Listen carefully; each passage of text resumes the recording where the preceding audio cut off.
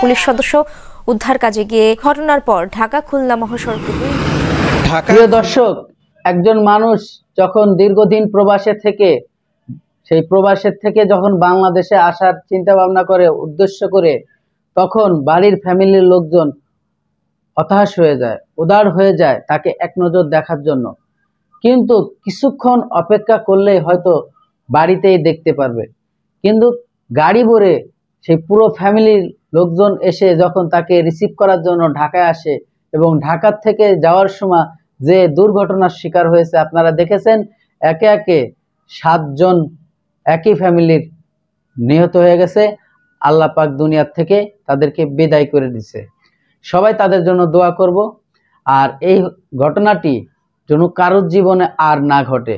প্রিয় দর্শক, আরও একটি ঘটনা আপনাদের সাথে শেয়ার করব। ইতিমধ্যে ভিডিও ক্লিপের অংশ দেখেছেন। দীর্ঘ 18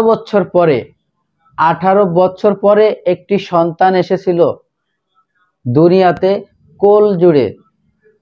এবার ভাবেন, 18 বছর পরে, বিবাহর পরে যদি একটা সন্তান হয়, তার জীবনের সর্বোচ্চ খুশি, এর মতো কোনো খুশি নাই হতে পারে। প্রিয় দর্শক, আল্লাহ পাক সবই পারে, কিন্তু সেই খুশির মধ্যেও এখন কান্নার ঢল। আপনারা অবাক হয়ে যাবেন ঘটনাটি জানলে। কি হয়েছিল সেদিন যখন সে গর্ভপাত করবে তার স্ত্রী, তখন সে এলাকার যে হসপিটাল ছিল সেই হসপিটালে নিয়ে যে তাকে যে সে সিজার করাবে বা হসপিটালে নেবে, আমাদের পার্শ্ববর্তী কিছু ক্লিনিক আছে, নিকটতম কিছু ক্লিনিক আছে, তারা তো 2 নম্বরই করে। তারা সঠিক চিকিৎসা করবে কিনা সেটা সে ভেবে ভালো হবে বলে ঢাকায় নিয়ে আসছিল। ঢাকায় আনার পরে সন্তান সে দুনিয়াতে এসেছে।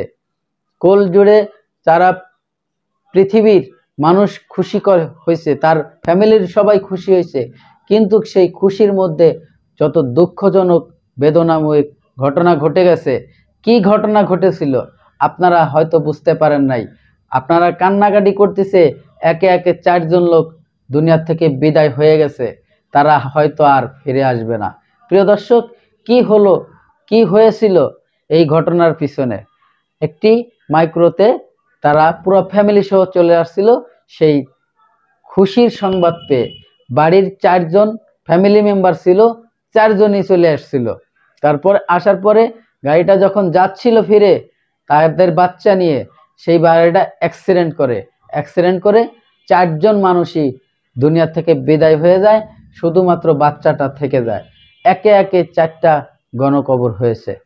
এই সমস্ত ঘটনা সবার জীবনে হয়তো আসে না। তাই আমি সবাইকে এই ভিডিওর মাধ্যমে বলতে চাই, আপনারা যখন বড় খুশির ঘটনা হবে, উপরে আল্লাহকে স্মরণ করবেন, তার উপরে সবুত্তভ করবেন, তিনি যেভাবে ভালো চাইবেন সেভাবে করবেন। নেচে গেয়ে এগুলো আনন্দ উল্লাস করে কিছুই হবে না। তার বিনিময় কি হলো আপনারা ভিডিওতে দেখেন। ভিডিওতে যাওয়ার আগে ছোট্ট করে একটি রিকোয়েস্ট করব দর্শক, আপনি যদি আমার এই চ্যানেলে নতুন বন্ধু হয়ে থাকেন, ভালো লাগলে চ্যানেলটিকে সাবস্ক্রাইব করে রাখবেন। আর অলরেডি যারা সাবস্ক্রাইব করে রাখছেন সবাইকে অসংখ্য অসংখ্য ধন্যবাদ। চলুন সেই গুরুত্বপূর্ণ ভিডিওটি দেখে আসি কি হয়েছিল। জের গোপীনাথপুর শনিবার মধ্যরাতে 1 ঘন্টার ব্যবধানে এই স্থানে দুর্ঘটনার শিকার।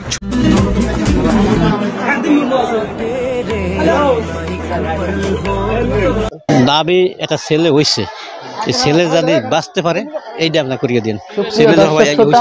এতক্ষণে আপনারা যে ভিডিও ক্লিপটা দেখেছেন, আশা করি হয়তো আপনাদের ভালো লেগেছে। যে মর্মান্তিক ঘটনা আপনারা জানতে পেরেছেন যে ভিডিওতে। যদি ভালো লেগে থাকে ভিডিওটি বন্ধুদের মাঝে শেয়ার করে দিবেন, আর চ্যানেলে নতুন হলে চ্যানেলটিকে সাবস্ক্রাইব করে রাখবেন।